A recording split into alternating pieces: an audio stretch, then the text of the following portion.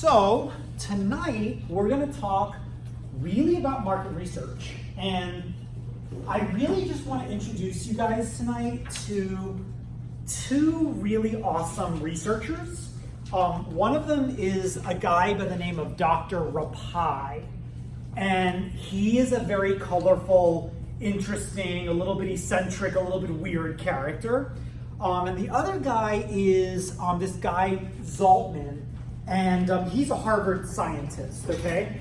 And what they both have in common is that they do market research for brands like Coca-Cola and Procter & Gamble and car companies, right? So before we watch these two videos about these two researchers, I just want to talk a little bit about the basics, the mechanics of brand research. Okay, so before we get into it, what is it that we want to conduct research about? What is it that we want to know about our brands? What will we need to be conducting our own primary research about? Consumer. Okay, what about the consumer? What they like. They like, what their habits are, their lifestyle, their tastes, how their tastes maybe have evolved slightly. True? Okay, what else? What are we trying to research? Psychographic. Sure, values, attitudes, lifestyle, right? Beliefs. Fears. Well, we talked about that a while ago, didn't we? Like tapping into the fear of the consumer, okay? That was part of my project, but I Cool. didn't want to put praise upon the fears of the consumer. Okay. I think really hard about how positive. Positive spin, yeah. What else? What are we trying to research? The competition. Honestly, we don't need to necessarily do primary research, right? That's secondary research. Somebody else has done that research already.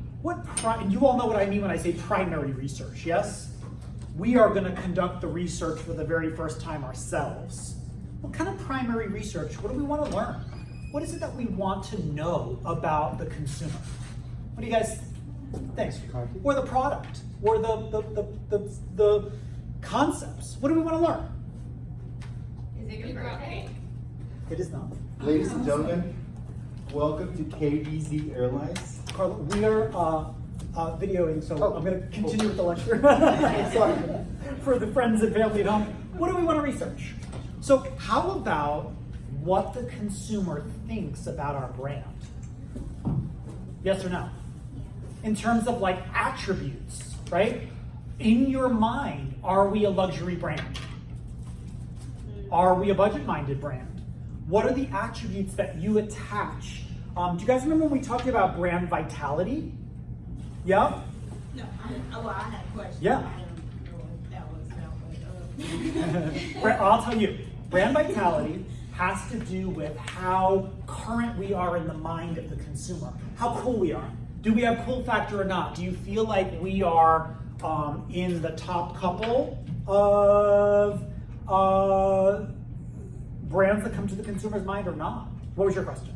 well, I think you pretty much answered. I was just gonna ask if it was what customers categorize different products in. So, Definitely. Being the premium or supreme. I love it. Okay, so the example that I'm going to use in this lecture is Lexus. Can we talk about Lexus for a little bit? When you think of Lexus as a brand, what are the attributes that come to your mind? Lexus.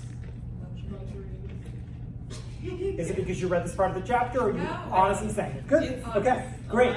So every year, Lexus conducts brand asset research, and every year they are measuring the word luxury. And what they are really interested in is knowing, is luxury still the #1 attribute that consumers attach to the brand or not? And let me tell you something, they take this really seriously. They spend at least $2 million a year on brand asset research to make sure that the consumer is still attaching the word luxury to Lexus as a brand. And we're going to look at that in a second. Okay, so before we go there, let me just make something clear. Does everybody understand what primary research is? What you all did in your papers, that was secondary research. Yes? Did anybody go out there and conduct your own study about an airline? Nobody? No, of course not. I didn't ask you to do that, right?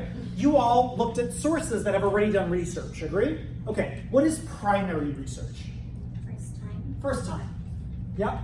It is we as the brand conducting research generally speaking, in a focus group environment, we're asking the consumers open-ended exploratory questions, okay? And sometimes closed-ended questions too. We'll look at that in a second. But generally speaking, we are conducting the research ourselves. Is everybody clear about that? That's what primary research is, okay? And there's a bunch of different ways you're gonna see. I'm gonna show you one video, super weird. This dude, this researcher, Dr. Rapai, super eccentric, just gonna warn you, okay? And the way he does his research, he gets the consumer to really spit out like the honest to goodness stuff.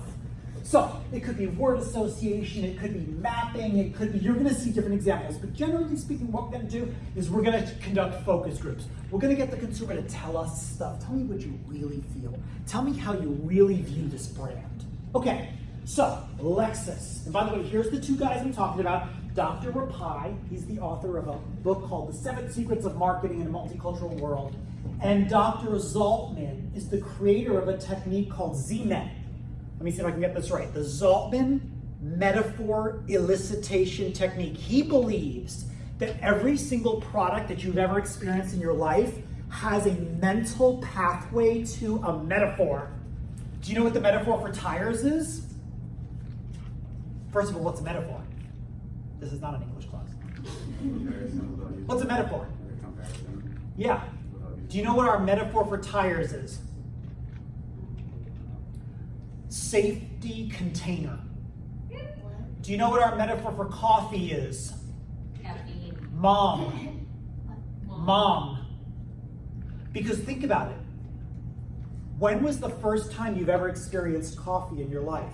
For most people. Those are not metaphors though, those feel like just associations. Metaphors are supposed to represent what the thing is. Represents it. What was the first time you've experienced coffee? At home with Dad. Okay, bad example. Maybe. For lots of people, especially in America, it's mom brewing the cup of Folgers.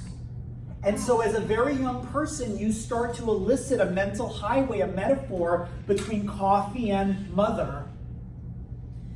I think that's a little outdated. Personally. I don't know. It feels more like a bridge. I don't know. I'm still hung up on that's not the correct definition of metaphor. Think of it as a mental highway Okay, between the product down way.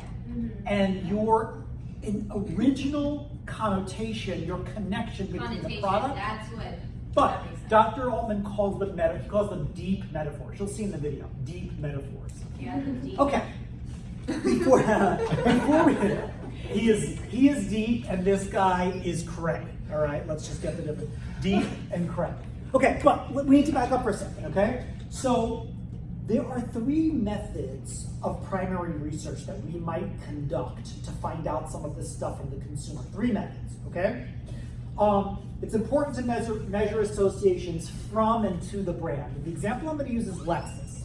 Okay, so what if I asked you guys, I did ask you already, what do you associate with Lexus? Tell me the attributes. I already heard the L word. Give me some more associations. Expensive. Great. Overpriced. And there's a difference between those 2 associations. Expensive isn't necessarily judgment-oriented. Overpriced, you're making a They point. mean the Give me some same more words. thing, but they're different Close-ended. perspectives. Close-ended. You can only tell me words. Quality. Great, keep going. You don't have to give me the right answer. I want to know what you feel about Lexus. Go. Luxury, expensive, overpriced, quality. I mean, it's not foreign technically. Foreign, it is. It's Japanese, isn't it? What else you got? Safe. I like to maybe it's Okay, safer. fine. Fast, sporty. What else? High-end, flashy. A lot of people associate Lexus with the color gold.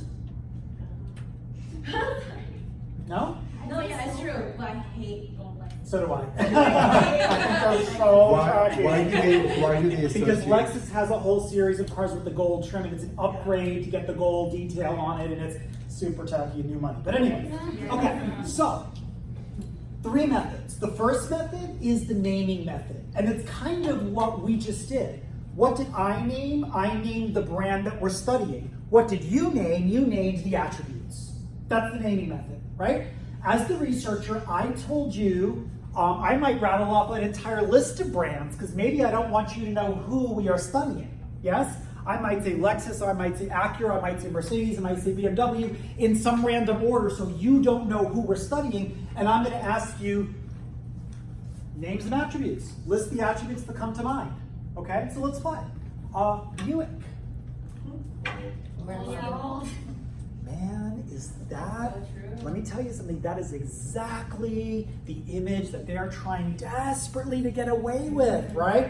And they just can't do it. It's amazing, no matter how many social media influencers they engage, no matter how many new ads they come out with, they just cannot ditch that image. The stuff for old people? Yeah. Yeah. No, yeah, I mean, the name old itself. Lexus, and they still Is have this those stickers. synonymous with what? Yeah. The baby boomer generation. And the baby boomer generation is now in their what? 70s and 80s, and they're throwing their Buicks are dying, right? Okay, so that's the naming method. The naming method is, as researchers, we're gonna name a list of brands, and we're just gonna allow the consumer to say the attributes that come to mind, okay? The second one is the latency method. And the latency method is basically where I'm gonna list attributes, okay? So I'm gonna say things like luxury, tell me the car that comes to mind. So let's play. Luxury, what car comes to mind? Mercedes, BMW, Audi. Good. Can't argue with Aston that. Martin. Sure, yeah. I'm gonna say things like, I don't know, I'm gonna name how about safety? Well, you've all taken my class, so there's only one answer for safety, yes? Volvo. Okay, yeah, we've talked enough about that. Okay, and maybe this is close-ended, so maybe I need the attribute, and I tell you, I'm gonna list a number of brands. You tell me yes or no, do you associate this brand with this attribute? So I might say luxury, Lexus, yes or no? Infiniti, yes or no? Yes. BMW, yes or no? Yes. Mercedes, yes or no? I heard most of you said that as an open. Volvo, yes or no? No. Most people say no. Even though Retaking your Volvo, class. yeah, even though Volvo is a luxury car in the luxury sector, most people do not equate luxury with Volvo. And so Volvo generally does not position itself as a luxury vehicle. It positions itself as a safe vehicle, right? What did I tell you about Volvo? No deaths in the last, I don't know how many years.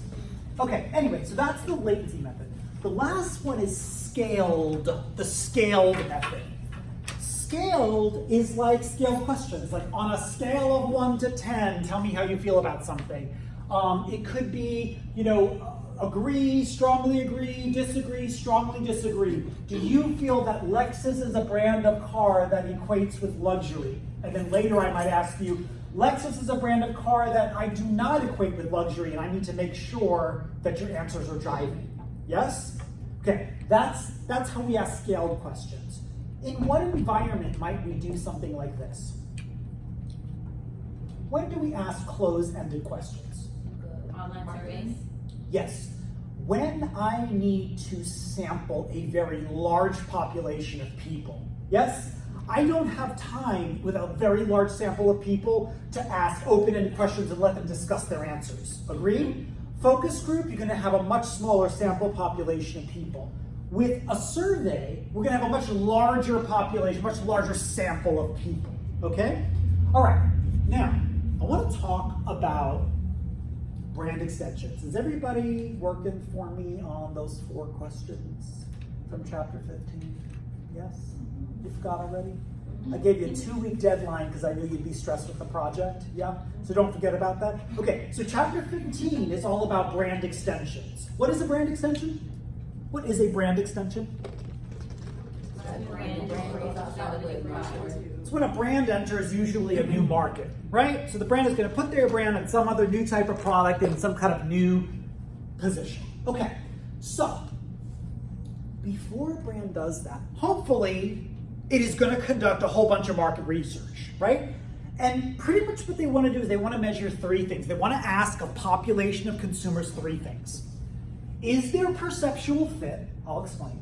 Is there a benefit transfer? I'll explain. And is there competitive leverage? I'll explain. All right? So the first thing we want to study is, hey, we're a brand, we're entering a new marketplace. Is there perceptual fit? Plain English, does this make sense for us to be doing? Did everybody get an article? Yes? Okay, we're gonna read this in a second. Are you familiar with Thrive Water? Boom. Not Thrive, Hint. What am I talking about? Hint. Are you familiar with Hint Water? Yes or no? Yes or no? I've seen it. Seen it? Okay.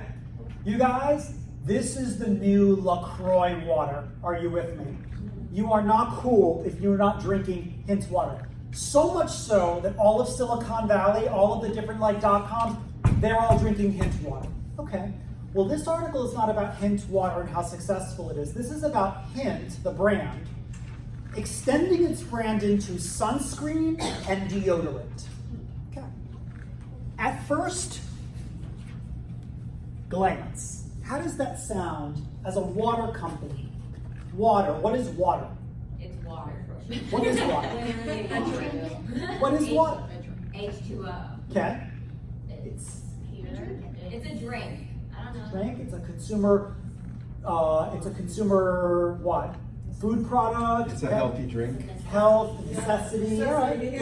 You'll die. How do you feel about a water company, a beverage, that's what I was looking about, beverage company extending its brand into sunscreen and deodorant? What are sunscreen and deodorant? Not edible. Hope not, right? What are they? Hygiene products. I have one word that comes to my mind. What are sunscreen and deodorant? Commodity. What? A commodity. Water's a commodity too, and I agree with you. They're commodities. Yeah.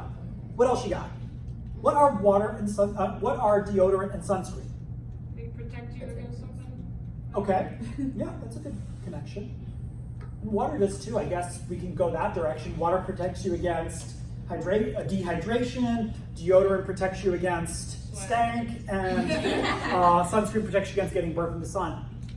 What are deodorant and sunscreen? Chemical Personal care products. products. Did you read that article? No. Good. That's just all. Chemicals. They are chemicals. What is water? Technically, water is a chemical. H2O is actually technically a chemical, but do we think of water as a chemical? Do we want chemical products from our water company? Maybe not. I don't know, and they're gonna try to spin in this article a connection between the two, but let me just go back. Perceptual fit. Does the consumer perceive that the new item is consistent from the parent brand? Do we want chemical-based products from our food company? You do? I don't. I mean, okay, the only reason why I would argue it is because, like, Please. Considering it's a water company, so, like, unless they're gonna take a natural approach to it, because I Okay. know that's, like, what they, like, tend to do It nowadays. is. Okay. Yes. So that's how I would. I'm with you. So the spin is that our water brand is going to continue to market products, all of which stand for natural things, chemical-free alternatives. Okay, I'm with you. That is the spin that they're going to take. But that's perceptual fit. On the surface, water, deodorant, and sunscreen don't really have a perceptual fit until we market it properly. Okay, the next thing, benefit transfer. What's the benefit from water? Hydration. Hydration. Not dying. Great. Hydration without the additives and colorants and blah, blah, blah, blah. With me? Okay. So benefit transfer. Benefit offered by the parent brand is desired in this new category. And then competitive leverage. Can you, in this new category, compete? Do you have the legitimacy to compete? Okay, so let me go with my examples here and then we'll read this article. ZzzQuil. ZzzQuil comes from NyQuil. NyQuil comes from Vicks. What is NyQuil known for? People take NyQuil not even because they have a cold, because they want to get knocked out, right? And so it made sense for Vicks to develop another product that just happened to not have the aspirin in it, right, or whatever. But that has the same exact. Well, I'm actually could go here. Benefit transfer. That Right? alcohol content in ZzzQuil is enough that I know people who use it to get drunk. Got it? Oh wow. Yeah, I believe Like it. I go to AA, so maybe that's why. But it's a lot. A lot of alcohol. It's nuts. Sure. And, alcohol knock you out too, right? So, benefit I transfer. know about. Yeah, right. Tide. What is the benefit? What is the main thing we attach to Tide? Any Tide product? Cleaning clothes. Stain removal. right? So Tide can pretty much put its name on anything that stands for stain removal. We can go in a lot of different directions, okay? Hooters. Wondering. Did you say titties? That's not. Oh. I said it's not wrong. It is not wrong. It's literally in the name. When we think of one thing that we want to trust an airline for, and this should be fresh in all your minds, what is the thing that we're looking at an airline to deliver on? Not bears. Not boobs, okay? Yeah. Leg What? room. Okay. Safety.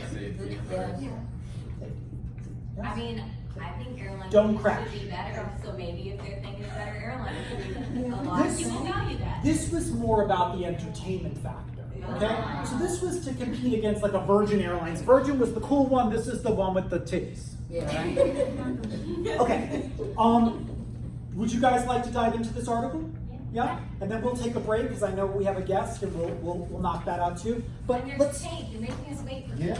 Yeah. that might be a good thing to dangle for the end of the lecture, right? Okay, I'll read because you know I love reading.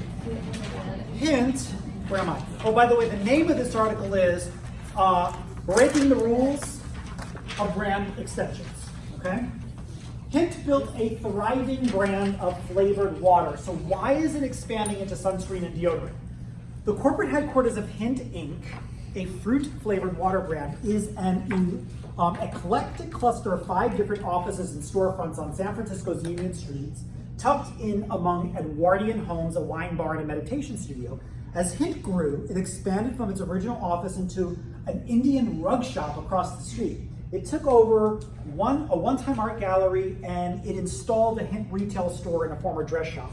There's a garden out back where employees' dogs roam, that's cool, and where Ad Age, the magazine, caught up with the founder, Kara Golden. At first, I thought we were a real company, and so we'd move and find a more typical office space, she said. I kept thinking, should we be downtown? Should we be in a more corporate setting? But she stayed put, and today the headquarters and the brand's Instagram-friendly storefront, which includes an indoor swing, project the message that Hint is a scrappy indie challenger to beverage mega brands. It didn't abandon where it came from as it grew into a company with 190 employees, sales and retailers from Whole Foods to Sam's Club, and a thriving direct-to-consumer business that Golden says accounts for 40% of their revenue. Privately held Hint doesn't disclose its revenue, but sales are up 60% from 2017 to 2018. By the way, this article is from this year, 2019. That's remarkable growth for a 14-year-old brand, especially in a category crowded with giants like PepsiCo and Coke. Okay, Golden, who is a former AOL e-commerce executive, whose sunny, health-conscious persona is at the heart of Hint's brand of wellness, has built out her company in unconventional ways. The company's core business remains fruit-tinged, unsweetened water, from still to sparkling to caffeinated, but in 2017, Golden made the counterintuitive, and I do agree, totally counterintuitive, decision to sell sunscreen scented with the fruit essences found in Hint's water. Now the brand is preparing to launch fruit-scented deodorant. To put into context how unusual these moves are, imagine, say, if LaCroix, is that how you guys say it, LaCroix? Yeah? LaCroix, it really should be La Croix, but that's bougie. That's probably how they actually pronounce it, places that speak French. Yeah, I think Americans say LaCroix. Imagine a LaCroix branded cranberry raspberry deodorant. For Hint, the logic tying it together is this. All its products started with Golden, the CEO, solving problems for herself. Golden is a savvy, does anybody know what this word means? Raconteur. It's a storyteller. I had to look it up, not gonna lie. Of her entrepreneurial story. And in Hint's backyard, she settled into a wicker chair, gently shooed away her dog, Buster, and explained. Golden herself used to be a Diet Coke devotee, and so to kick the habit, she started putting fruit slices in her water and drinking it, and her skin cleared up, and she lost weight. And she said, I really looked at the category and saw that there was nothing like it to help me get healthy, so she developed a product for herself when she was pregnant with her 4th child. Then she and her husband, Theo Golden, the company's COO, thank you, dropped off cases of Hint at Whole Foods hours before she gave birth to her fourth child. I totally don't believe that story exactly, but okay. An anecdote that Golden recalled recently on Instagram and LinkedIn. Entrepreneurs on large companies ask me, how do I get an authentic story like yours? And she says, it's such a funny question because it's like, I think either you're authentic or you're not, right? Okay, deodorants and sunscreen. Golden got into sunscreen business after doctors found a precancerous skin cell on her nose. It was the first step in expanding Hint beyond water. Sunscreen, she realized, has to be better, smell better, it has to feel better, it has to be clear. And I just felt like that there wasn't anything out there on the market that was super satisfying, and the best sunscreens are ones people will actually wear. So she's working on a deodorant brand because she as a consumer is worried about aluminum. You guys all read about aluminum in deodorants? So every single deodorant in the marketplace pretty much has aluminum in it. And the aluminum goes like into your armpits, which are really close to your lymph nodes. And aluminum is bad. Like you don't want your body absorbing aluminum, but we all do it from wearing our deodorants. So, commonly found antiperspirant. She also wanted a product without allergens since she's allergic to coconut, which is an ingredient found in most natural deodorants. I wanted a product to be clear. I didn't want it to get on my silk shirts and end up all chalky, but one that smells good too. So she's aiming for a launch later this year for the antiperspirant. A product faced a snafu involving a prototype packaging that turned out to not be recyclable. So Hint went back to the drawing board. But wait, deodorant? Hint's move into personal care products are not without risk. Not everyone gets it. So how many of you are still sitting here like, I really don't get it? Like, I don't get the connection. How many of you get the connection? How many of you see this as an appropriate brand extension, that the consumer is going to give this brand the permission to operate in these two new categories? No right or wrong answer here. I think so. Yep. Considering like how she started off like with her water situation, Yep. like it's the same approach with the skin. Agree. And the goal here is just to kind of tell that story to the consumer, right? Okay. Not everybody gets it. Hint built its brand on being natural, and sunscreen and deodorant are products that often rely on chemicals, right? Says this consulting dude. There are reasons why some of the most, I hate this word, efficacious companies, effective is just a plainer word, in the world have created sunscreens and deodorants, and they know how to protect against sun damage, and they know how to manage body odor. To think that you can just do that by slapping a name on it is dangerous. When you have something as successful as Golden does, you have to keep the train on the tracks. Golden's response to concerns about chemicals is the customer shouldn't get caught up in semantics. Water is actually a chemical, she points out. Touche. There's a lot of snack bars, companies out there that are selling a health concept, and unfortunately there are candy bars that are actually probably better for you than some of these healthy bars. Not that all bars are created equal, not all water is created equal, and not all chemicals are created in an equal way. Okay, honest issues, pun intended. But natural or health-oriented brands have sometimes faced heightened scrutiny. LaCroix, with its cult following among millennials, how many of you were LaCroix drinkers, and now you don't drink it anymore because it's not cool anymore, right? No, I didn't know it was Still not drink it. cool anymore. It's not cool anymore, yep. Faced a high-profile lawsuit about whether its ingredients were really natural, and its sales have taken a big hit. The Honest Company, familiar? Familiar with it? Yes or no? Yes. Jessica Alba, yeah? So the Honest Company, man, this is so bad. Last week we talked about crisis management. The Honest Company had setbacks during its expansion, including recalls and a Wall Street Journal report that found that its laundry detergent included a chemical that Honest had pledged to avoid. I'm sorry, but if you're gonna call yourself the Honest Company, you better not freaking lie, okay? So there's that. The senior analyst at Sanford Bernstein said, in contrast to those players, I do think that Hint so far has developed an image of this is good for you and we care about you. Some say that the company has earned the right to explore new areas. When you see yourself as someone contributing to society and helping customers in a meaningful way, naturally you think about what other problems can the company solve, said this guy, the author of What Great Brands Do. But you have to have a very strong base of brand equity before you can expand the brand. Hint at this point does have that. I don't know about that. I mean, is Hint a household brand name just yet? No. Maybe it is their target market. Maybe. How great is its brand equity that it can now expand into new product categories? I'm not sure. Hint isn't the only purpose-led brand doing surprising brand extensions, as the guy, the consultant points out. Tom's, you guys all familiar with Tom's, of course, yeah? Well, I had no idea. Look what they're doing. They're doing a coffee that actually then donates water to places that don't have water. Oh, that's really smart. Agreed. Tom's, the shoe brand known for charitable giving, is now in the coffee business, using some of its proceeds to donate clean water to communities in need.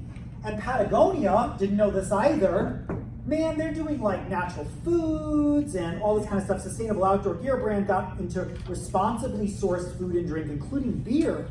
For you beer drinkers, Patagonia has beer.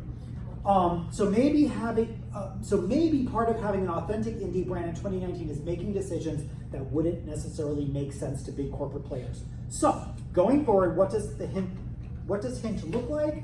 A lot of people have asked me, is this going to be like the next Honest Company? And she said, our goal is not to sell 2,000 categories. Our goal is to solve problems. That's generic.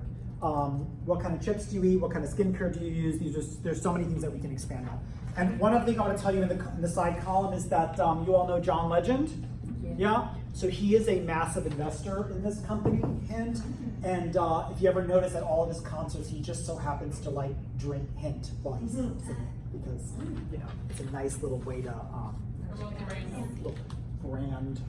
I wonder why didn't she like go with like a different approach, like have the water and extend it to like dried fruit or something. Right, yeah. Something like that. Would have been the more obvious thing to continue the expansion of like food, edible related things, But is right? obvious always the best choice?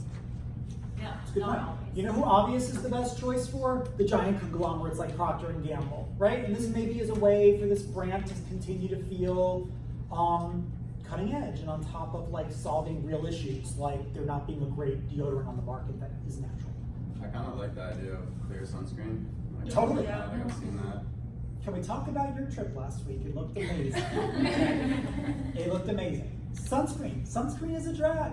It's a drag. It's annoying, right? And by the way, I don't know if you guys have seen, but there have been so many studies that say that sunscreen causes cancer. Yes. Causes Somebody just told me that they're like, don't The believe it. chemicals in sunscreen cause cancer, especially the spray ones. Well, you know what I think? It's just like you're putting chemicals on your body, and then like the sun, Yeah, it's right, just right. known for like reacting like the UV rays for everything. Like you're not supposed to leave your water bottles out in the sun because Huge. that's toxic. Never heat So- plastic, period. Not in the microwave, not in your car. Never heat plastic because plastic is full of chemicals and the chemicals go into your food. Never heat plastic. Okay, enough of mine. I will get off my soapbox now.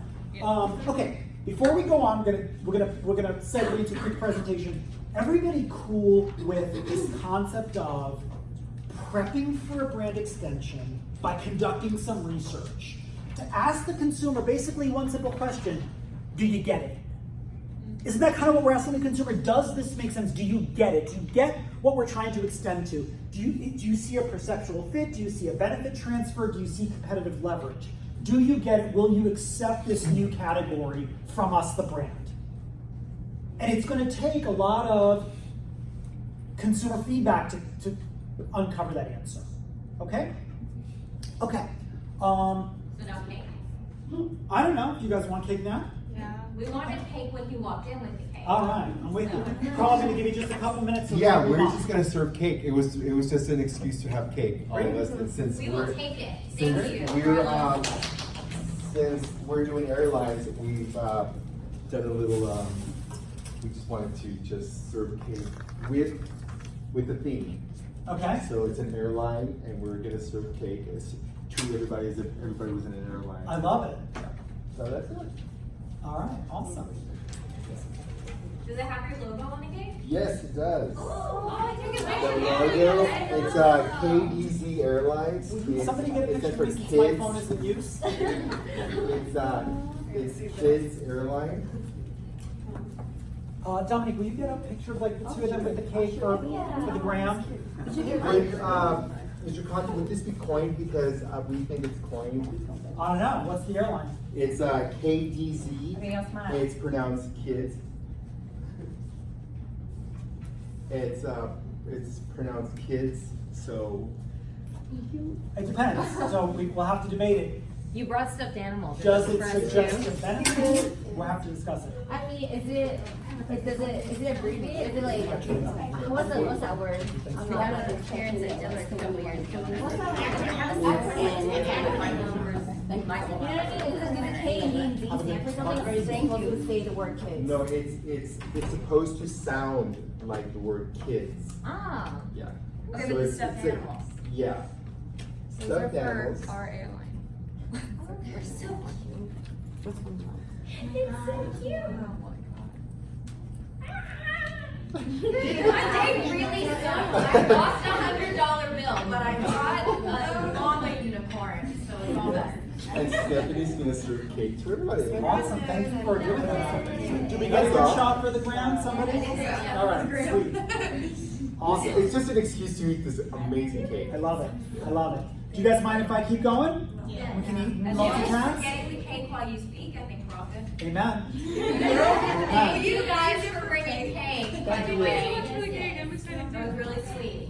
Okay, so this is the part of the chapter that I want to get into, which is meeting our two researchers, okay? Dr. Zaltman and Dr. Rapai, all right? So before we go there, I just want to explain to you what we're looking at is, this is known as brand inundation deprivation testing. This sounds like we're gonna have a bunch of rats in a laboratory. That's not at all what this is, okay? This is simply conducting market research among a sample of potential consumers. Maybe we're studying whether a brand extension makes sense. Maybe we're just studying like, what is our brand equity? Have you heard about us? Are we still the first on your mind? Do you still equate all the right attributes to our brand? Okay, so let's start with archetype discoveries worldwide. Okay, so here he is. You guys heard of him before? This is Dr. Rapai. I want to tell you about him. Beautiful, awesome, good. I'm glad Stanford talks about him too. I am super intrigued by this guy, partly because I think he's cred, okay? But I also think he's onto something interesting. So let me tell you his story real quick. He was a psychiatrist dealing with autistic children. And you might say, what the hell does psychiatry of autistic children have to do with marketing? I Okay? could give a speech. What? I could give a Beautiful. speech probably on that topic. Okay. Don't, I won't. But what do you think? Like, why would a psychiatrist Well, for of example, autistic people autistic be in the marketing? people have to be really, I'm autistic, I have Asperger's. We have to be very observant and self-aware, and like, we have to make a practice effort Uh-huh. to see and experience things the way that other people do. Good. For example, I wanted to be a sociology professor because I was fascinated by why people did what they do. Beautiful. And so studying people who focus on something like that, I could see the translation very well. Okay, I was looking for the word sociology. It's not here. It's going to be with Dr. Zaltman. But you're right. So he It's probably basically problematic, but I get the concept. he has a lot of experience dealing with children who couldn't speak. And so he had to figure out like what were the kids' motivations and why did they do what they did.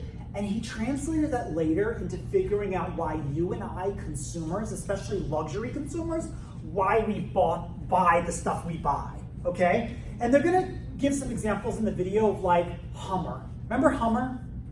Yeah, of course you do, right? Why were people who live in urban settings, in cities, buying and driving Hummers? Did it have anything to do with like wanting to go off-road? In Texas, maybe. I don't know. So, what?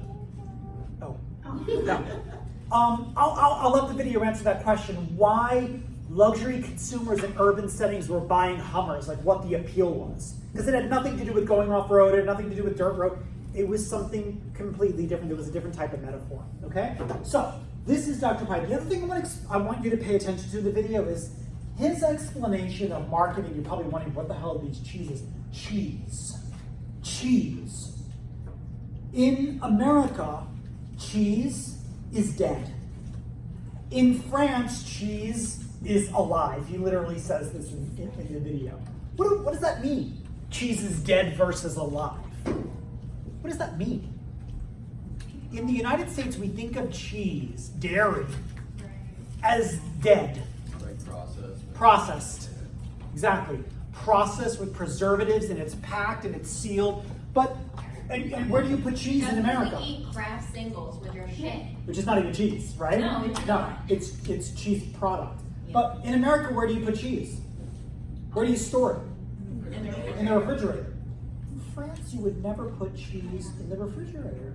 Cheese is like a living, breathing work of art. You leave cheese out on the counter. For how long? I don't know. How fast do they eat it? Same with butter. You know, we refrigerate butter. They don't Butter, I refrigerate know butter. you can leave out. You can't leave it out. I mean, but butter. But we is don't. butter. But we don't, right? My grandma does. Okay. Most Americans don't. We think of butter as this like, you know, perishable thing that has to be refrigerated. You know Okay. what also To be fair, we is, think of everything as perishable. Agreed. Agreed. Maybe because we want stuff to last long, we just don't Or go to maybe the because of grocery store marketing, once so a that week. we have to throw things away and buy new things. Agree with you. Expiration dates are lies. Refrigerate ketchup? Yeah. I do. Thank you. refrigerator. Okay. Who cares? Like, why are we even talking about cheese right now? What's the point? What is the point? Left somebody out. What's the point? Before we get into this video, what is it that we want to know? What's the point? Why are we talking about cheese in the refrigerator? Behavior, Of? consumer. Yeah, different to different countries. Totally, right?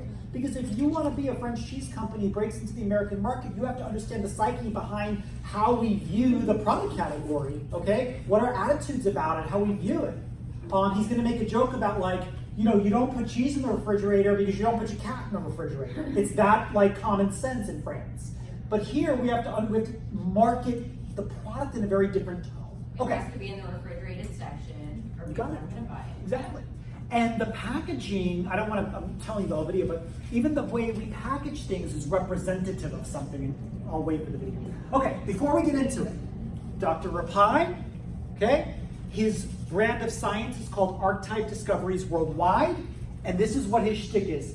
He blends biology, anthropology, psychology, and learning theories. Where do the learning theories come from? His work with autistic children to discover the hidden cultural forces for the way people behave the way they behave. The hidden cultural forces. This is an example of a hidden cultural force that if you don't know another culture, you may not understand the difference, okay? Let's watch this video. Feel free to laugh. It's a little bit silly. He's a little bit gray. Exactly.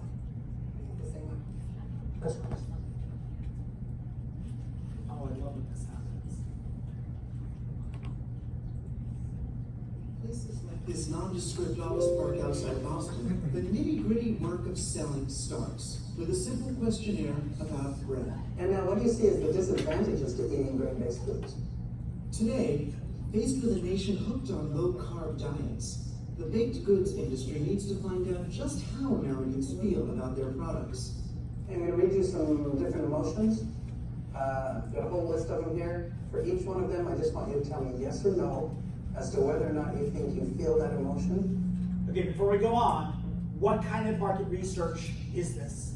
We looked at 3 methods earlier: latency, naming, and scaled. Latency? I think it's latency, right? Because he's going to list a bunch of attributes and he wants this dude to say yes or no. And we're talking about bread. This is kind of a latency When method. you're eating white bread. Okay? The first one is accepting. People accepting when you're eating white bread. I love his face. Oh my god. It gets better. I would say the same. Affectionate. No, Lonely. no, Disappointed.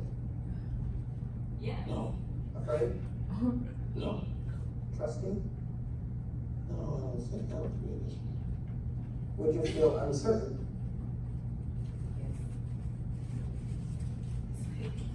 Yeah, I will say. The question, you're asking, the question was, when you eat bread, do you feel lonely?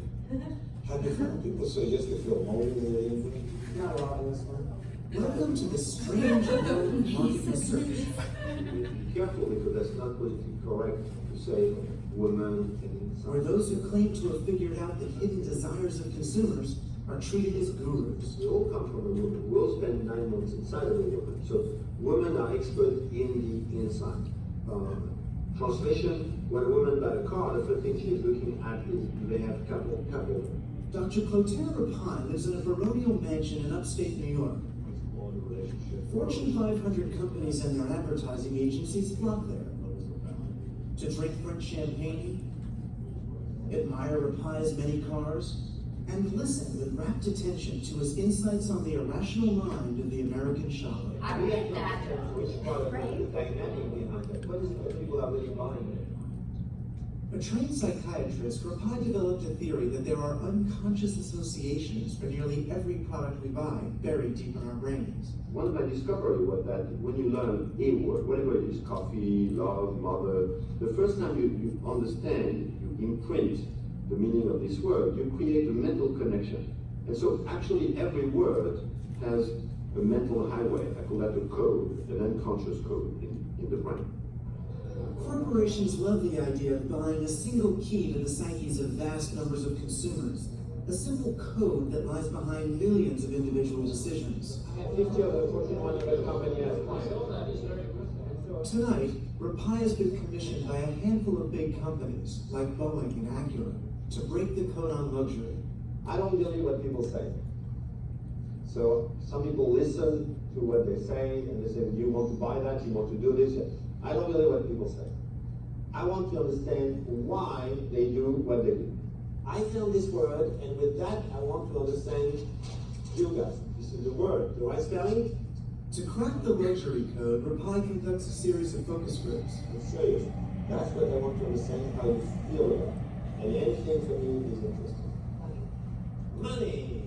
He takes his subjects on what he hopes will be a psychic journey, past reason, through emotion, to the primal core, where Rapaille insists all purchasing decisions really lie.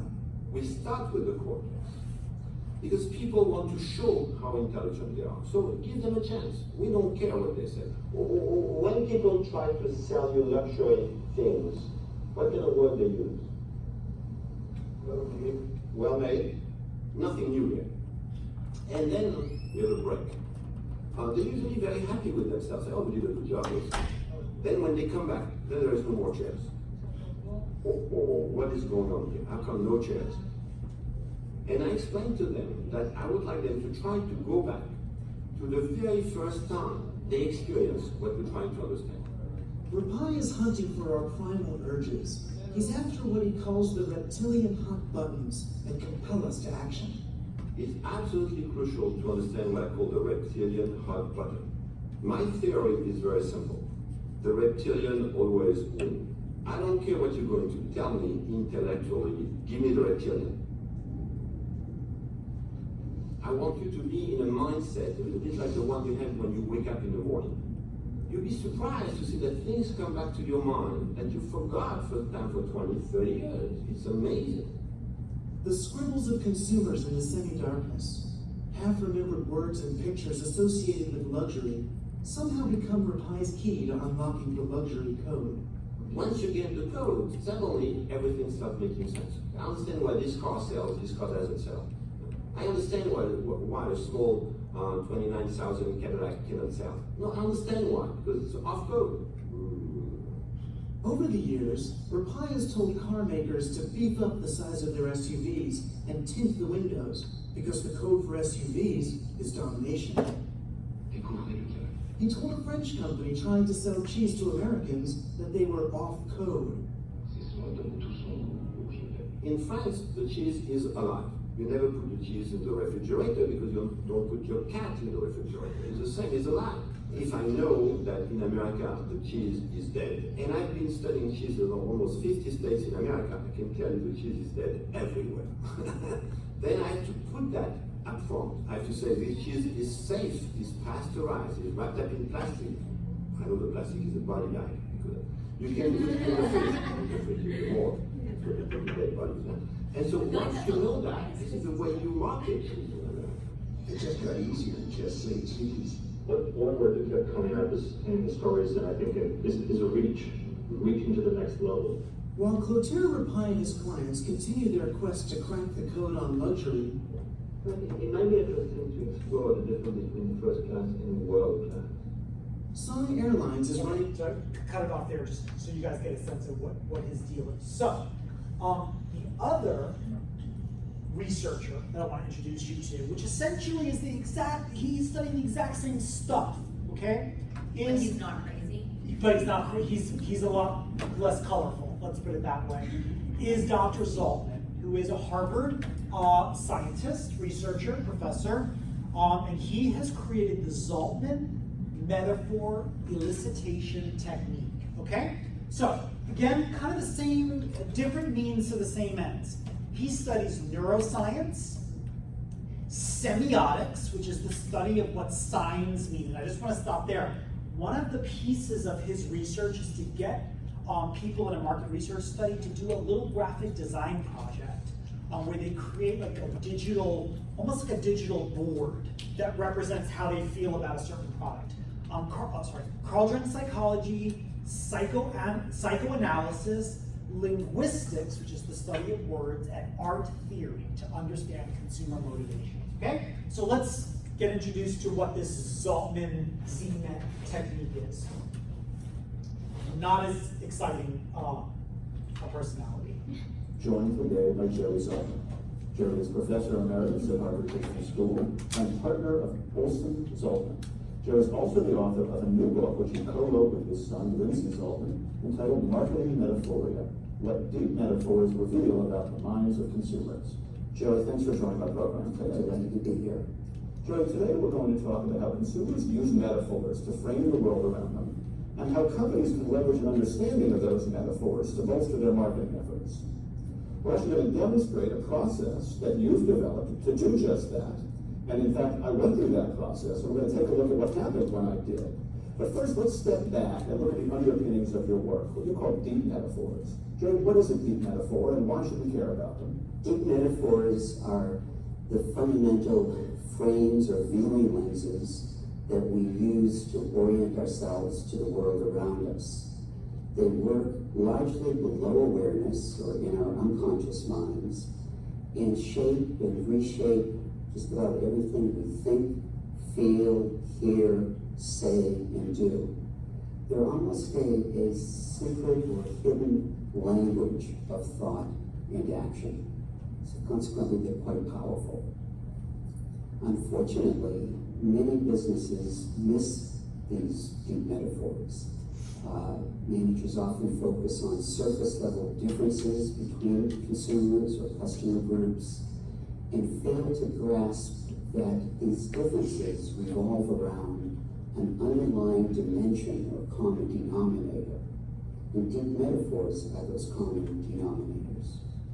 Jerry, can you give us a couple of examples of deep metaphors? Sure, let me use a couple of examples that many people will be familiar with. One is the example of Michelin tire, in which, as you'll see, a baby is inserted in a tire, and surrounding the baby within the tire are certain pairs of stuffed animals reminiscent of Noah's Ark. And this evokes the image of the metaphor of container. A container now is something that keeps some things in and keeps other things out, whether they're wanted or not. And it's very evident when you interview consumers about this particular ad, as we have done, that without ever using the term container, they see Michelin tires as the holder of safety for their children, for themselves. And the idea of Noah's Ark just reinforces that sense of safe container protection. Another deep metaphor is that of connection. And you may be familiar with the famous Budweiser What's Up commercial. And we can see here that there's a lot of connection amongst just people who are physically separated, connecting through this verbal expression. And at the same time, while they're connecting with one another by phone, they're also showing their connection with the beer. And the beer is eventually what brings them all together. And that's a very powerful expression of connection that worked very well for Budweiser. So to get to these metaphors, you developed a process called ZMET, Zaltman Metaphor Elicitation Technique. I wanted to understand firsthand how this process worked. So we picked a product that I was familiar with, and a company who's been a client of yours, Coca-Cola. And I went through the process as a consumer participating in your research work. How did we start it off? Well, we began by giving you an assignment, a homework assignment, to find 6 to 8 pictures, as I recall, that reflect your thoughts and feelings about Coca-Cola. You were asked to collect these images about 5 or 6 days in advance of the interview, and we're told that the pictures could come from any source whatsoever, magazine, newspaper, family album, but that they could not refer to or contain images related to the brand or other carbonated soft drinks. This process really got me thinking. I actually really enjoyed the front end of this a great deal. So what happens next? So then, a few days later, having had a chance to process the topic both consciously and especially unconsciously for several days, you go through a 2-hour one-on-one interview. And while the exact structure of the interview changes from topic to topic, every interview is designed to tap into different facets of your thinking so that we get to learn what you don't know you know. Jerry, I felt, I have to admit that I was undergoing a bit of psychoanalysis almost, where I was being taken down paths by your very talented interviewer that I didn't realize I would. And she was uncovering feelings I had about this product that I'm not sure at a conscious level I was aware of. It was a very revealing and impressive process. Surely you didn't find any interesting metaphors in my answers. Well, we found lots of interesting metaphors. One of them in particular had to do with the notion of balance and imbalance. And the image that comes to mind right now that particularly intrigued me was what you had to say about the ice cream sundae. Let's take a look. Just vaguely aware of trying to, eat a balanced diet, and maybe that's a way for me to have some measure of control, at least in my mind, over how much I'm consuming in any given day. So there you were very concerned about having too many or too few calories, the idea of possibly being out of control by being imbalanced was very evident in this particular clip. There was actually another deep metaphor that was prominent in your interview, and that had to do with connection. And one of the images that spoke loudly to that was the image of chicken soup. Let's take another look at that. When I visit my grandparents, who lived outside of New York, it was a ritual to have one of those like 8-ounce bottles of Coca-Cola in those kind of classic green bottles from my grandfather's little bar. We've heard this story of connection, Coca-Cola being a connection with other people, and particularly with grandparents, over and over in country after country. It's Coca-Cola becomes a marker of an association you have with key people in your lives. Were those the only 2 metaphors that were apparent in the interview? No, there are other deep metaphors. Transformation came up, and the idea of coffee being force, Coca-Cola in some ways competing with that. Other dynamics of control came up in your interview that were very evident as well. In the final stage of that process, where I worked with Jennifer, your digital imager, to bring all of my disparate metaphors together in kind of one big uber metaphor, for lack of a better word. Can you describe that? Yes, that's one of the more fun parts of the interview for the participant. What we do is at the very end is ask people to create a collage or montage or something that I refer to as a visual executive summary of some of their key ideas. And we have a digital imaging specialist who has scanned in all of their images into the computer, who serves simply as their hands. And they, as you did, direct this person as to how they would like to structure the canvas. And they're asked from time to time what meaning the change that they may be asking for holds for them. Very often in this process, a picture that may have represented connection early on represents excitement or force in this image. So you can see the maturation and the alteration of thinking throughout the interview. And yours was particularly fascinating, and perhaps we should take a look at that. Great. You're saying something about how Tiger Woods might be in there? Yeah, I think Tiger Woods is coming forward. Let's see. Here. And what does he represent? He were global domination. Which is different from this, the background of this street, this Indian street represents ubiquitousness. It's everywhere. This represents kind of dominant everywhere. Okay, so you guys get the sense, right? It's multi-step process, it's an interview, it's one-on-one, it's open-ended, it gives the participant a whole lot of opportunity to explain kind of how they feel, both in words and visually, okay? So what do both of these researchers have in common? What are they both getting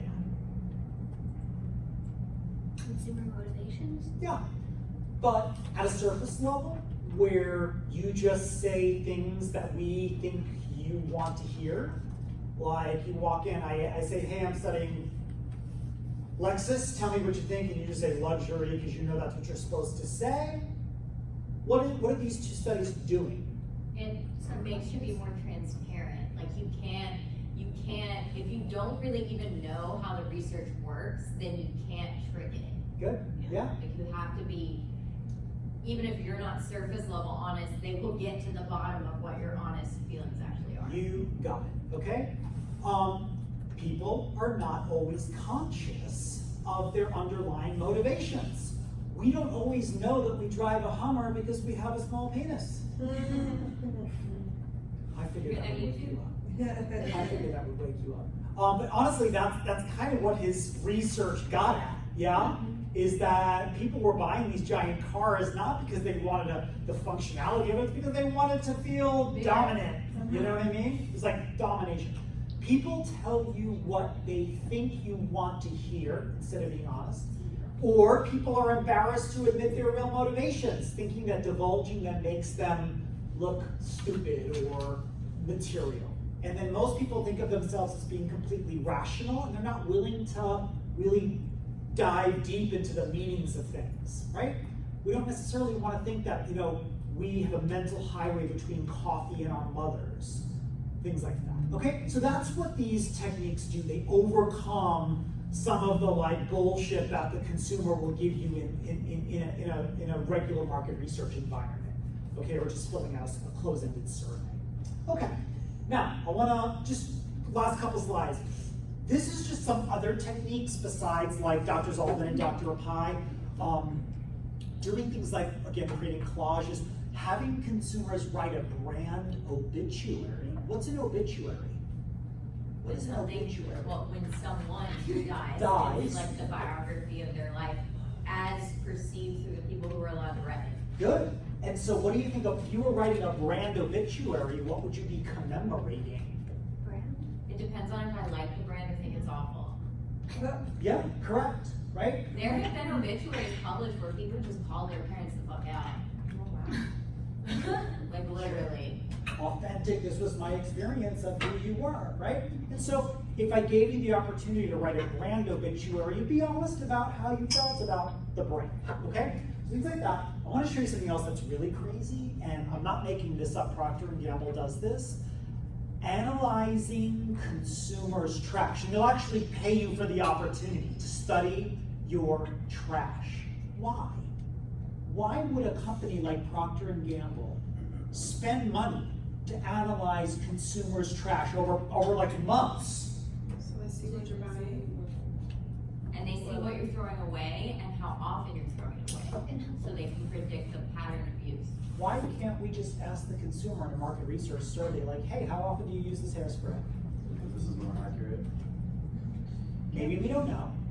Maybe we're not It's like willing when an to alcoholic admit. goes to the doctor and the doctor says, how much do you drink? And you just say, oh, like 2 beers a day. And you know, you're not gonna be honest if you feel like it reflects negatively on you. It's why no one said they were gonna vote for Trump, so everyone thought it wasn't possible for him to win. Because all the consumer research said that they weren't, because they didn't want to admit they were voting for him.